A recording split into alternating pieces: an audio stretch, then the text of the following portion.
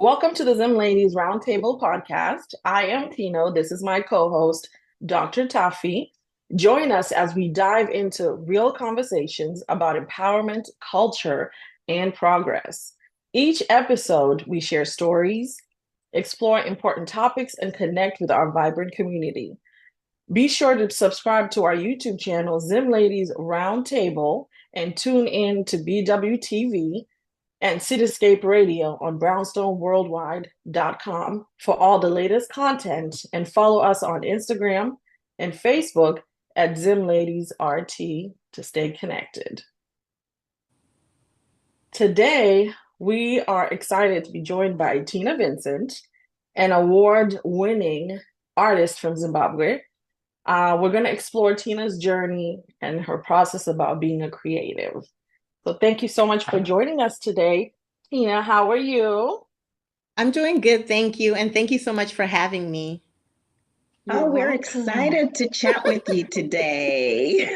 It's so exciting. It's always exciting to chat with a Zimbabwean, and we haven't had too many artists on our podcast. So Mhm. I'm really excited, particularly excited because I absolutely love art. As you can see Mhm. in the background, my apartment is literally a museum. So Okay. So, but Tina, welcome. And how about you just give us a little background about, tell us a little bit about yourself and what inspired you to pursue art as a career. So it's actually a funny story. So when I was younger, Zimbabwean parents, they're very like about studying and books. And Mhm. so I don't know. I just feel like I've always like really, to be honest, it took me a long time to say this, but I've always hated like reading because I just find it very boring. Like it's just too much. In a all the time. So you just get to a point. I'm that type of person that if you force me, I'm not gonna want to do it.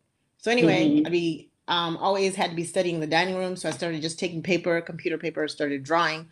Then when I was in high school, I went to Heritage School, and they had an option of either take music, technology, or what was it? Music, technology, or art. And so I decided to take art. I was like, oh, I can take pictures. I can draw pictures and talk to my friends. And it was like literally that was the ridiculous reason why I signed up.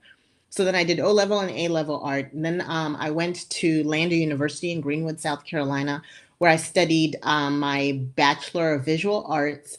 And then I later on, well, as soon as I finished, I got a master's degree in art education. And I'm currently a high school art teacher here in Charlotte, North Carolina. Oh, Wow. So love how many, it. what's the total years you've done art? I feel, like I said, I really feel like I've reached go-go heights at this point, but I think it's about like 25 years. About Wow. 25 Oh, years. So it's wow. basically it started when I was in high school. Like I said, it's like I can do art for hours, like literally Mhm. hours. But I think the issue is I'm such a multitasker. So I can be working on my art, I can have my headset on, be talking to my friend, watching a movie and doing my art. But when you're talking about reading, it's like you have to shut everything down. So yeah. Mhm.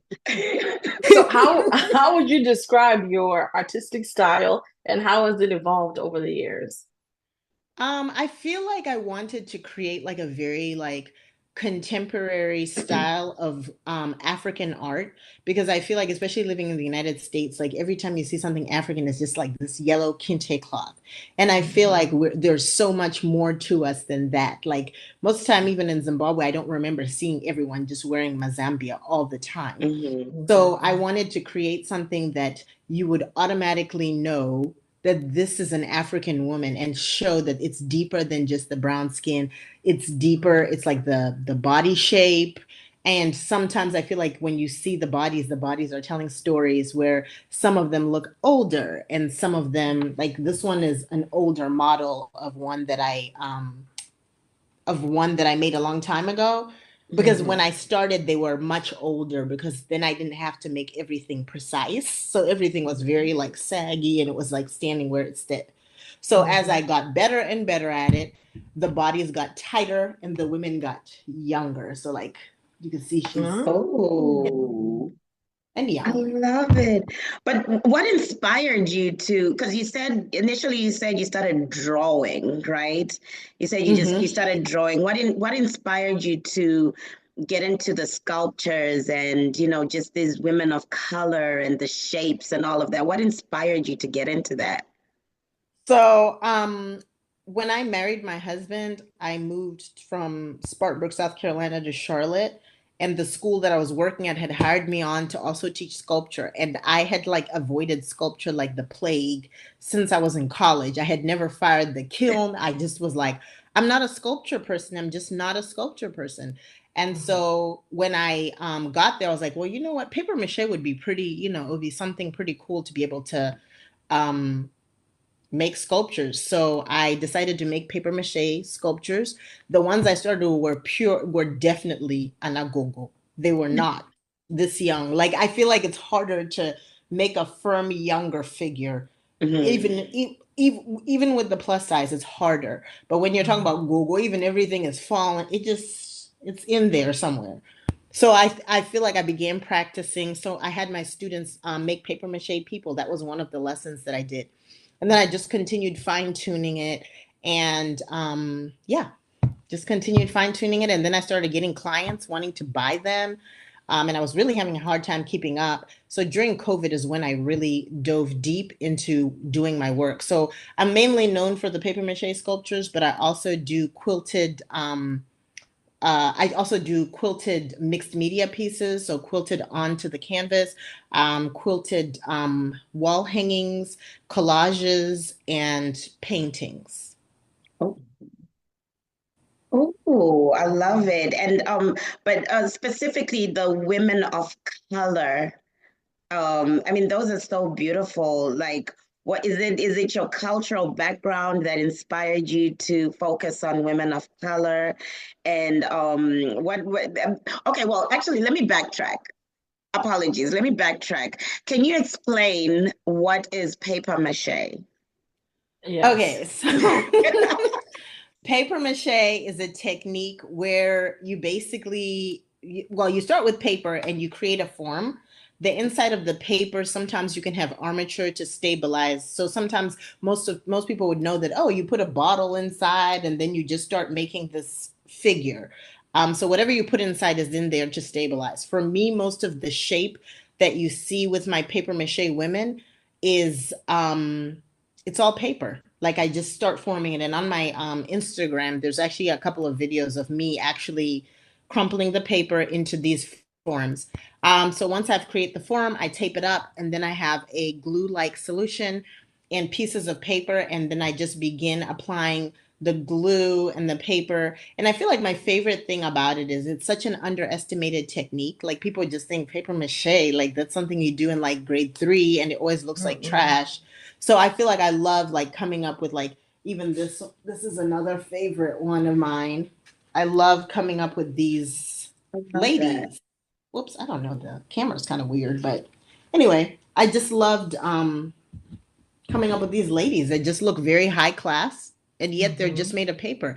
And I think it Mhm. speaks to the idea of don't underestimate. Just like if I feel like even as women, sometimes we're underestimated. People just see us and be like, oh, she's, Mhm. and especially for me being an artist from Zimbabwe, a lot of Right. people thought I was crazy or I was joking when I said I was studying art because they thought it was like some kind of joke. It's done very well though, because I've seen Thank you. some paper mache art and it didn't look good. And your stuff looks classy, it's professional, it's clean. Mhm. You can't even And tell it's paper. you Yeah. can't. And you can Hmm. tell the definition of what you're trying to do, those Thank you. hips, the everything, the shoulders, it's all the same. Like Hmm. literally, that is my body. And so like this, like I said, I brought a couple of them to show you guys. This is another favorite of mine. I feel like the idea on them is like if she can do it, so can I. She's like in her Ooh. bathing suit, like she's moving, like she has Yes. confidence. You know what I'm saying? Like she's Right. not looking all like, oh my gosh, am I okay? Because I feel Hmm. like I know like for me, sometimes I'm like, oh my gosh, like can I wear the bathing suit? Oh my goodness. Hmm. Mhm. You know what I'm saying? Like, but if you come with confidence, everybody's just like, wow, who is she?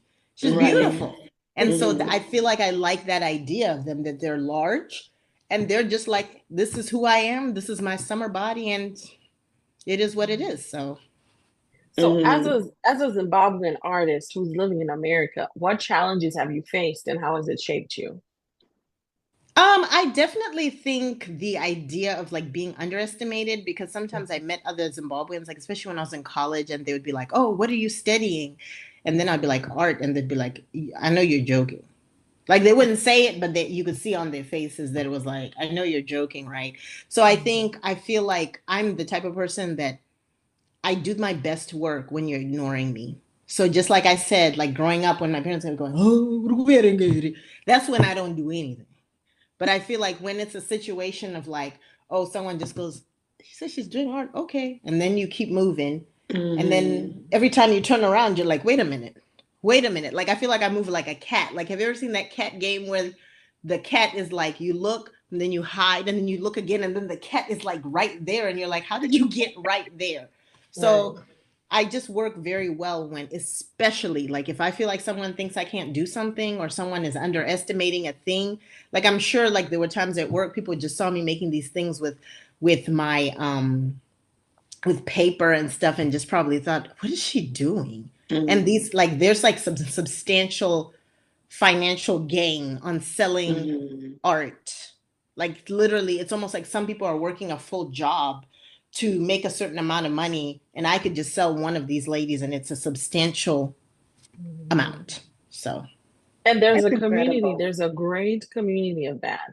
Mm-hmm. One that you'd be surprised all your art will be gone if you tap into that community. And not just Zimbabweans, like African yes, Americans. Oh yeah, yeah. I've even had a lot of Caucasian women are collectors of my work. Like a lot of them See? are. Hmm. Mm-hmm. So I actually like this year I had a I was in this show called Art Fields where I was able to actually sell four of them. They were a set and it was called Chosen Village, and it was just speaking to like the idea of women and how we go out into our communities and we make friends with people, and those friends become those our closest contacts, our closest connections. Because like I don't know, sometimes I feel like there's so much like I guess people trying to be like all in the culture that like when you're around your parents, you're not really Mm-hmm. telling them what's going on. But when you talk about your friends know everything that's going on. You don't have to feel ashamed to be like, oh my gosh.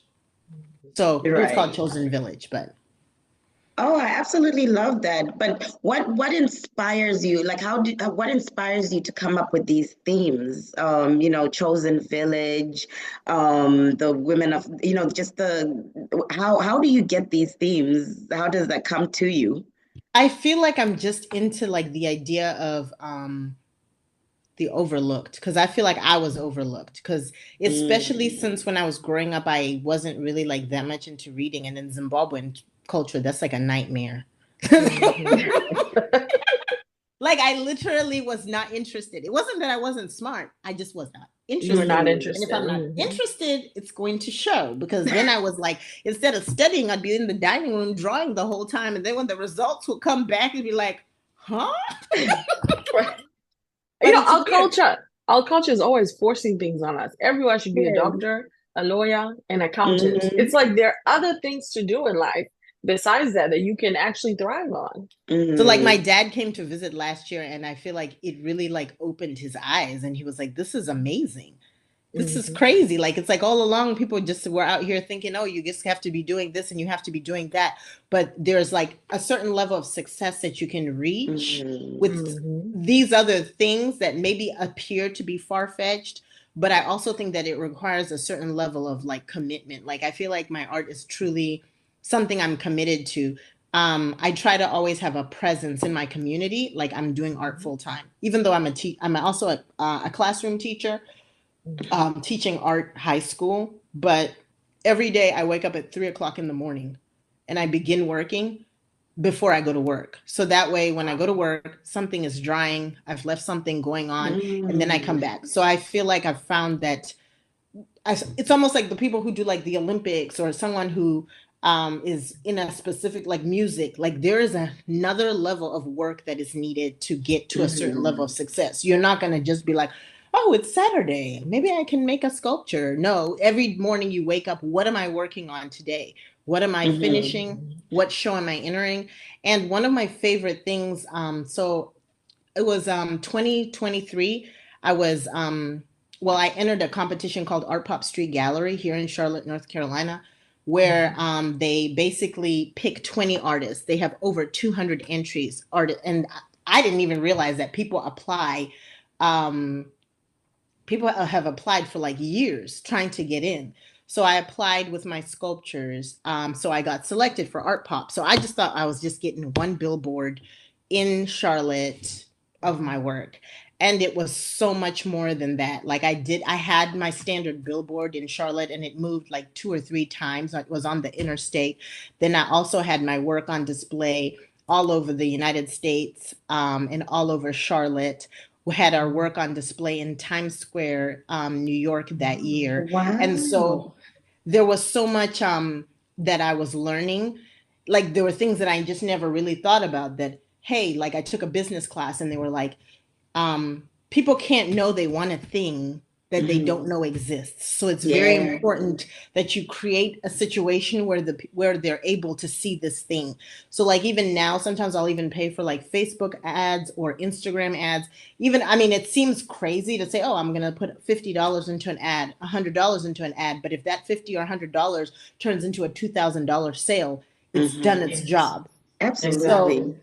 and sometimes, and also there's also a high value in people seeing the work, even if they're not buying it. They're seeing it, they're talking about it. Then it becomes, oh, I know her. I know that work. That's Tina. Like also that being able to like identify the work. Absolutely. And you know what? I was going to ask you about a significant moment or achievement, but girl, you mentioned Times Square, billboards. How many of us Zimbabweans can say we've been on a billboard, we've been on Times Square? Like, not, not, I don't know not. any. Right. I don't either. Definitely not personally, especially. And I think that's just absolutely incredible that you've been able to achieve so much. And you're really young. I know, when we started, we were talking about, age before we started recording, but, you're still really young and you've achieved so much, doing something that you absolutely love. It's not a job, but it's something that you love doing. And I want to know now, what message are you, or what emotions are you trying to convey with your art? You're on Times Square, like Times Square I mean, billboard. I mean, it was like one time in February, like it was for a couple of days, but and you can see the pictures on my Instagram. They're there. We're going to share them to our Instagram as well. So thanks. But you said so. What am I? What emotions or message are you trying to convey with your art? What do you hope that people get out of your art? I just feel like I want women to be able to see themselves. I want because I feel like every time I have like an exhibit or my work is somewhere, I love to just see women stop and just look. Women of different backgrounds, black women, white women, it just different backgrounds saying, "Oh my gosh, this is my body and she's beautiful." Because I think that there's just been so much push on these really thin dolls or these really unrealistic body types. So I just want them to see that, wow, this is my body and look how confident the doll looks. I wonder Mhm. if I'm confident like that. I mean, maybe that's what sometimes it's like how we carry ourselves is what people see. So if I'm feeling insecure, you're going to see insecure. But if I'm very Absolutely. confident, you're going to be like, oh, wow, she's confident. I want to be around her. And then even the idea of the sculptures together in any kind of show as a collective, together, the power we have as women. And the women come in different skin tones and body types. So the skin tones, some of them are jet black, other ones are brown, some of them are even albino. So it's the entire like spectrum of colors Mhm. that I try to represent. And sometimes I'm just out and I'm like, and I remember a few months ago, I was out and I saw someone with freckles and I was like, I don't have one that has freckles. So then I decided to make a sculpture that had freckles. So it's like really seeing people and just being out and being like, ooh, like even yours. Like, I don't think I have one that has like the tips, like the locks with the color on tips. So that might be the next. Oh, can you That please Can might we be. have one with return? glasses? I did do glasses one time. So there's a doll collector out of Seattle, Washington. Her name is oh my goodness. um, I forgot. I'm gonna have to remember that. Anyway, she commissioned me to do a Sojourner Truth doll. And so I made a Sojourner Truth doll, and the doll actually had glasses. So I actually made the glasses with wire. And that one Oh, is also on there. I think it was probably around last year this time that I did that one. So Everything sounds so amazing. I really want to, I don't know if I can afford it, but I want a, I want one of myself. well, I will say that so I do sometimes do payment plans. So there's a lady right now who's on a payment plan and basically divvying up her piece into payment plans of 4 different payments. And then once the payments are complete, then I release the sculpture, and then she can. I'll probably go ahead and deliver it. And the same thing happened with that commission. The lady did a payment plan where she just paid installments, but she did not get the sculpture until she Until finished all the payments. I that is love. amazing, honestly. So, So what advice would you give aspiring artists on who are just starting on how they can be creative on their journey or even just believing in themselves? I feel like it's important to just start. Mhm. Making art is like exercising. Mm. Because I remember when I was in college, there were people whose art it was like okay. And then I remember like when I started teaching, I wasn't really making art that much, but they were making art. Like they were making it and making it and making it. And then it was just like these people surpassed me substantially. And then it made me realize that, man, this is like exercising. It's like me going to the gym. Then I get in shape. Then after that, I stop exercising. And then I start looking at everybody else like, oh yeah, I'm in shape. And then next thing is like 5 years since I've exercised and these other people are moving up. So I feel like the best advice I give is just start, even if it's not that good, even if it's not that great. You've got a great idea. Each time you do it, you just keep getting better. And when you're practicing, and another thing, like I really push with my kids at school is this is a career and this is a job. Please do not give Right. your art away to people for free because I think there's just that whole idea of, oh, can you just paint me? Can you just, and I'm like, Mm-mm. no, no. So like being able to understand this is work. Right. Because I Imagine think that getting up. also, pardon? Sorry, go ahead. No, I'm just saying I feel like it's it's um it's work. Sorry, I Right. lost my train of thought. And the discipline you have to be getting up at 3 a.m., the Right. discipline, the consistency to get Every up at day, even on 3 the a.m., weekend, even on Christmas, right? Wow. every And single then to day. give it away for free. I mean, and it's No. weird because I think at first I didn't really have the confidence. Like people used to Mhm. say, "Oh, Tina, you could sell those or whatever." And I think that I don't know if it was like I was scared or what, but I remember when I initially started selling my sculptures, and then I remember I did a couple of shows and I won several awards. Like every time it was like a competitive show, I won several awards, and there was one where I won, and then this lady bought the sculpture. So not only did I win money, then I sold the sculpture. Then she told all her friends, and all her friends wanted Wow. one. So then I had to make one for all of her friends. And like, I mean, even at that point, I think they were like maybe $200 or $300. And I was like, are you serious? So that I feel like it's very validating when people are willing to spend money. And I also feel like it's important for people to pay because then they're going to take care of it. Right. Because if they don't pay and then someone get irritated or feels a certain way or there's some kind of disagreement, now they're like man, I'm going to throw this. But if you spent a substantial amount, you're not going to do that. And I think it's just a testament to your to the hard work that you put into it. You know, like Tina said, 3 a.m. I mean, I can't imagine, you know, waking up at 3 a.m. On a weekend at that. You know, just to do something that, like, you know, like I said earlier, it seems like you absolutely love doing this. And I think you know, the price that you put on your art just really shows how much work you put into it, how much love you put into it. And it just really shows how much you're worth. You know, you're not going to put in all that work. You're not waking up at 3 a.m. to sell something for $20. No.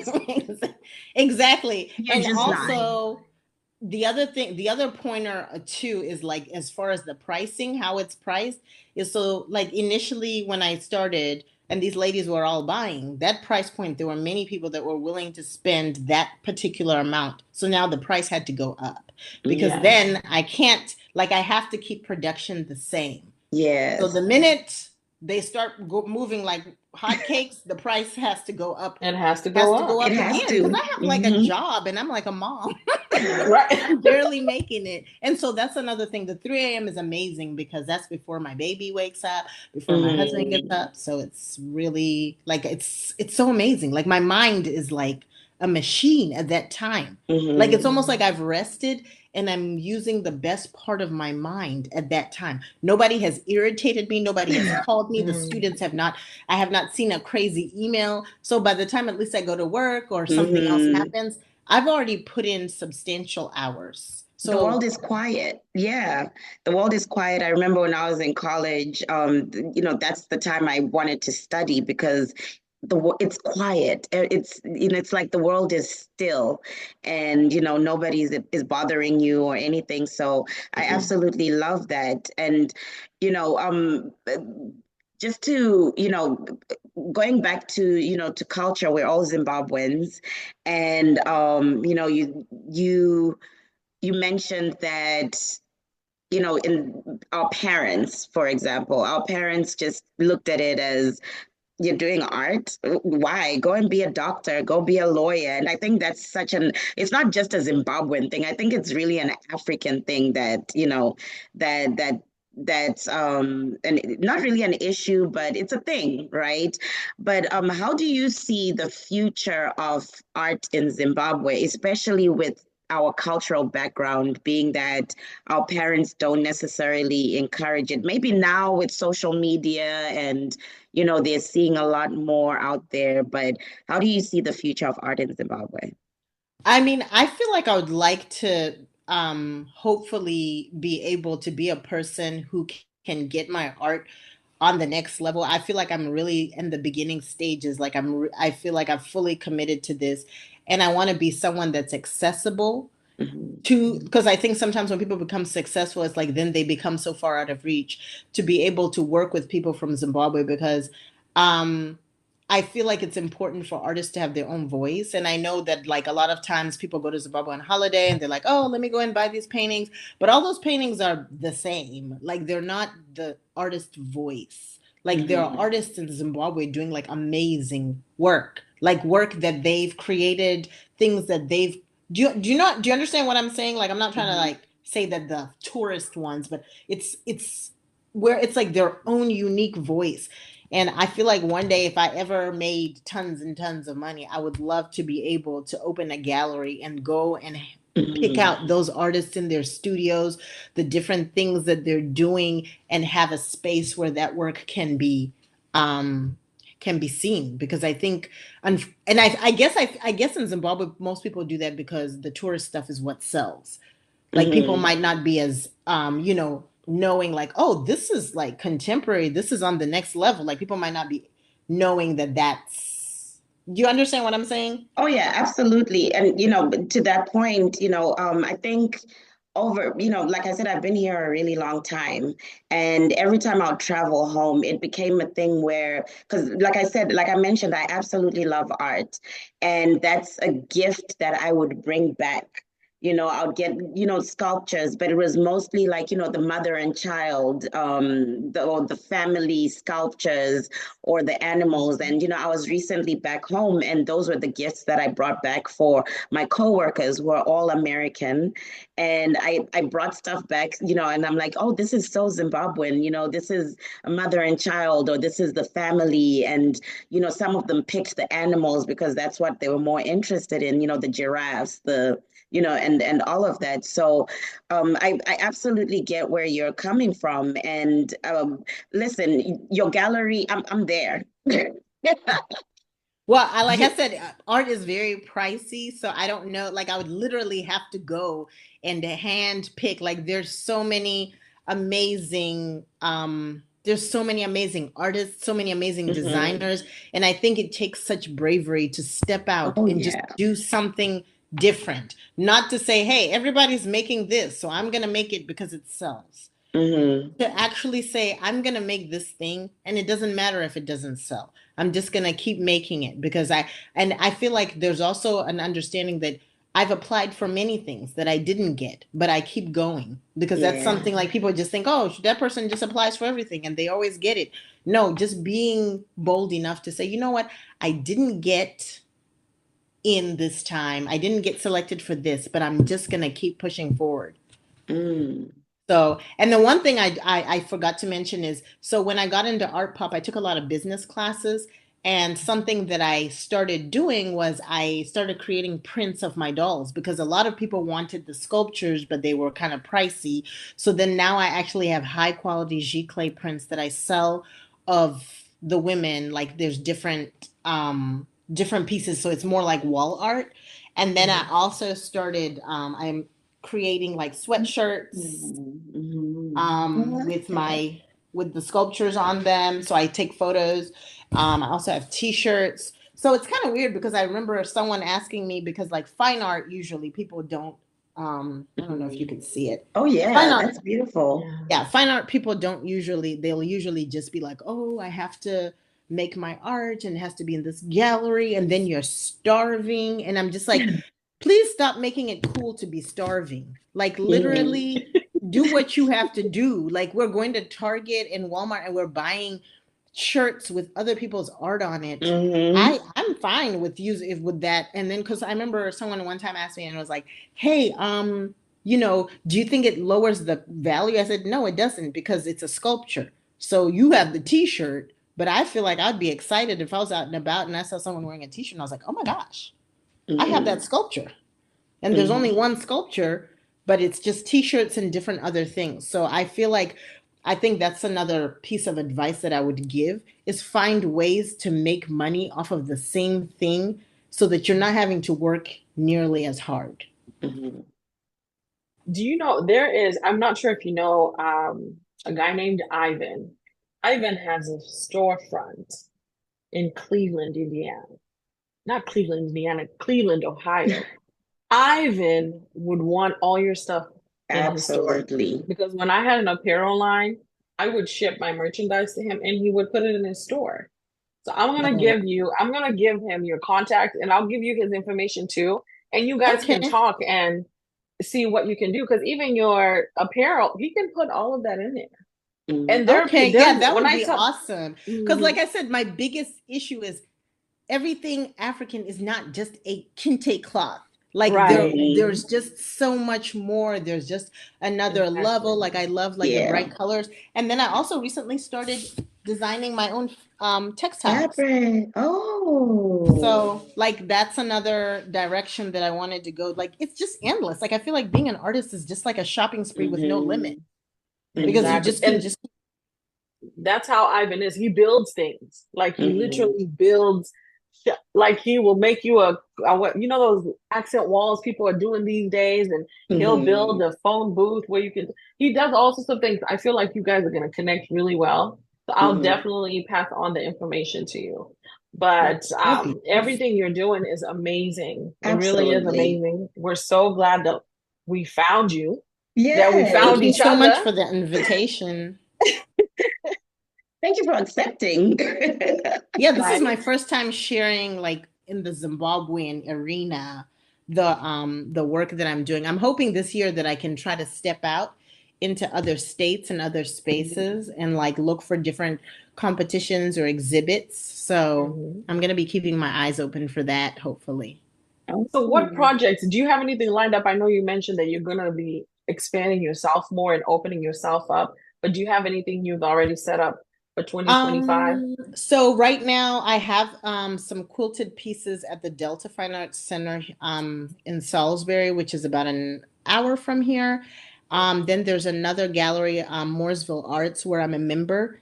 Um, Mhm. excuse me, I was invited to do this recreating the masters, and I was looking at Romare Bearden, who's a Charlotte. Well, he's from Charlotte, and he focused mainly on collage. And then I also created like a drummer because they had another show called Rhythm and Hues. So Mhm. I'm in the process of applying for some new things since it's basically the beginning of the year. But I think my biggest goal is to get out. Like, I mean, I love showing in Charlotte, but I think Mhm. there's something to be said about having the work seen in other spaces. mm, And there, throughout the year, I feel like there are a couple of Zimbabwean events that happen. One of them primarily Zim the Expo. Mexico. You can always get a table and go showcase your stuff and have some things that people can buy there because they do buy stuff when you go there, Oh, yeah. especially stuff they've never seen before. Yeah, Mm, it's my first time. Actually, I went to Zim Expo like when it was in Raleigh one time. Mhm. I mm. actually hadn't kept up to like where they've had it since. It's been a while. Last year was when Taffy, Chi actually, it was in Chicago. Taffy Okay. Well, oh is yeah, it on is the now board. last year. I was about to say last year.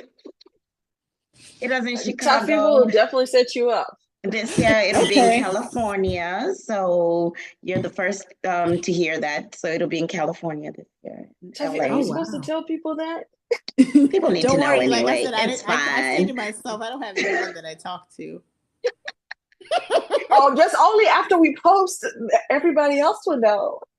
Exactly. And they should know, right? Don't worry, we'll be Yes. advertising soon, so it's okay. But Tina, where can people see your work? And just to follow what you're doing, and where can they buy this art? Because we Zimbabweans, we have money. Okay. We do. So I will say the one area that I feel like I really struggle is keeping my online store stocked because I Mhm. feel like I'm the artist, I'm the social media manager, I am the financial person, I'm the delivery man. So it's like so hard that once I've finished everything to, oh, I'm taking the pictures, I'm putting it in the store, I'm doing this, I'm doing that. So a lot of the time I just tell people, please just send me a message. If you see something that I post on Instagram, because I think my Instagram is the most up to date, I Mhm. can just generate a link and I do ship. So sometimes I've had people who say, "Hey, I want that," and then I'll be like, "Okay, I'll make a link and I'll send it on to you, and then we can go from there." Have It you sounds like considered you need. a virtual assistant? I was about to say What's a virtual assistant? Is it like a real person? It is.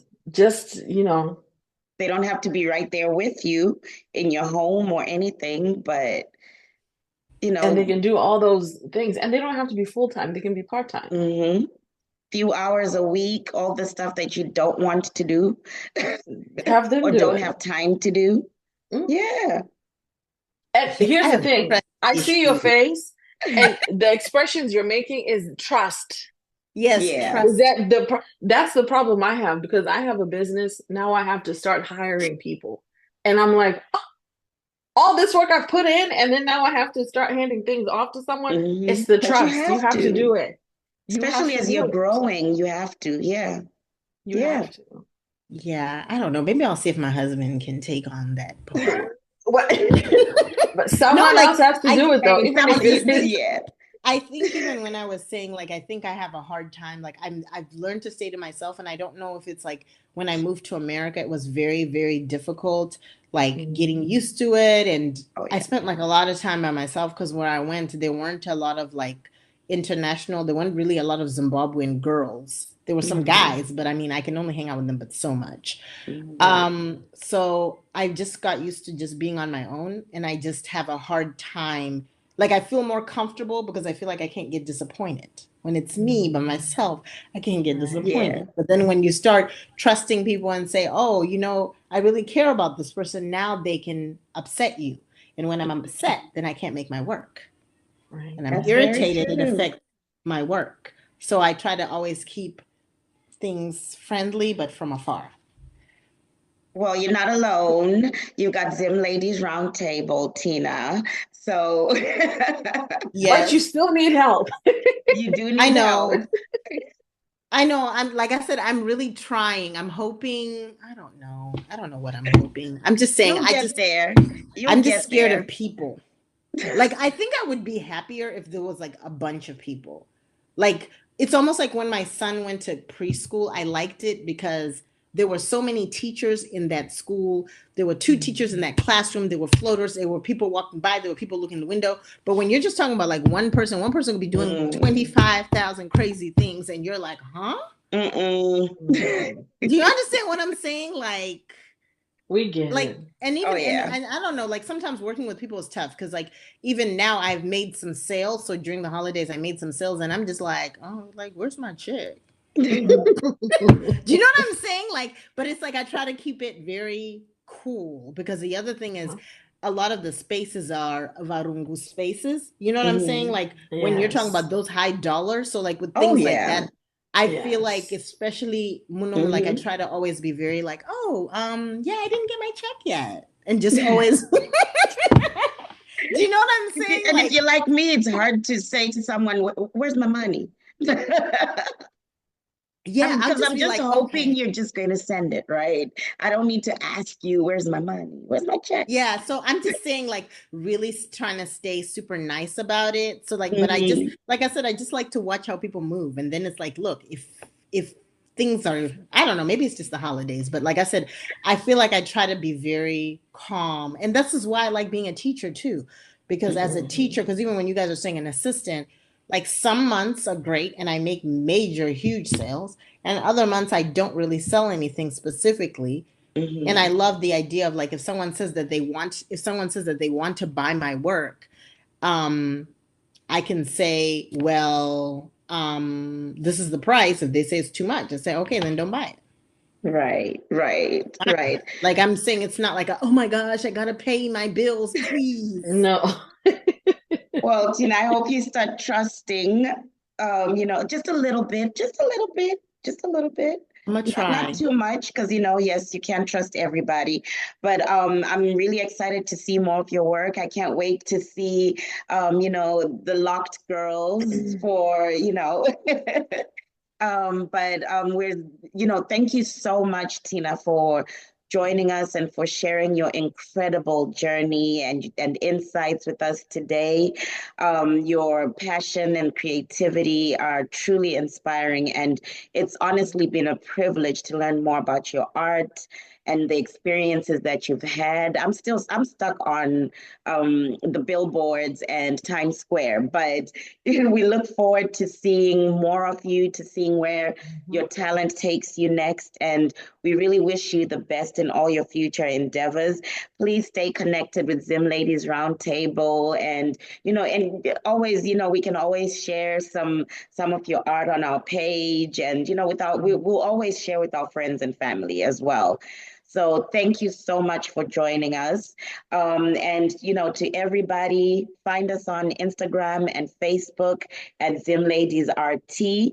Visit our website, zimladiesrt.com, and catch us on Cityscape Radio on brownstoneworldwide.com every Wednesday at 7:30 p.m. Eastern Standard Time, 6:30 p.m. Central. So once again, thank you, Tino, and thank you to my co-host. Thank Thank you you, so Tina, much. and thank you to my co-host, Tino. Thank you. Thank you Thank so you so much. much. Okay.